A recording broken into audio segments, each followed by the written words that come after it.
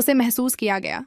उसके सीने में गूंज रही थी, जिससे उसके दांतों में दर्द हो रहा था। घंटों बाद वो एक बड़े ग्लेशियर पर ठोकर खाती है। उसकी बुनियाद पर एक गार खोला गया, जिससे एक बेहोश धड़कती हुई चमक निकल रही थी। इसकी आंत पीछे मरने के लिए चीख रही थी, लेकिन नामालूम की कशिश ज्यादा मजबूत थी।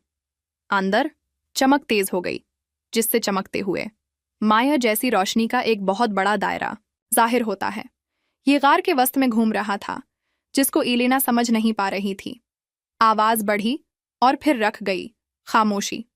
और के बाद दायरा मंजर कशी के झरनों में फट पड़ा। सितारे फट रहे थे, सियारे साए में डूब गए और जमीन के शहर राख में तब्दील हो गए। इलेना अपने घुटनों पर गिर गई, उसके सर को पकड़ते हुए। जैसे ही तस्वीर ने उसके दिमाग को भर दिया। ये तुम मुझे क्यों दिखा रहे हो? वो चीख रही थी। दायरे ने जवाब दिया, अल्फाज के साथ नहीं, बल्कि एक अजनबी मौजूदगी के साथ जो लगता था कि उसके ख्यालात में रेंगता है। उसने अपने मकसद को जाहिर किया, जमीन को आने वाली तबाही से बचाना। एक शिकारी जो रोशनी का शिकार करता था। सितारे गायब नहीं हुए थे, वो छिपे हुए थे। उन्हें अंधेरे से बचाने के लिए पोशाक पहने हुए थे, जो उन की तवानाई को खुलाते थे। लेकिन ढाल नाकाम हो रही थी।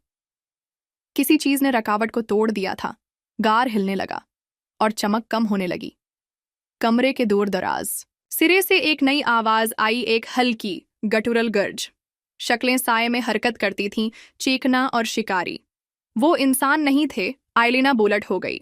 जैसे जैसे मखलूक अंदर दाखिल हो रही थी, एड्रेनालिन बढ़ रही थी। वो बर्फीली भूलभलिया से गुजर रही थी। दीवारें दायरे की मरती हुई रोशनी से हल्की चमक रही थीं। बाहर औरवरास उसके ताक़ुब करने वालों के आर्जी साए डालते हुए गलत अंदाज में धड़क रहे थे। वो बेसांस और ठंड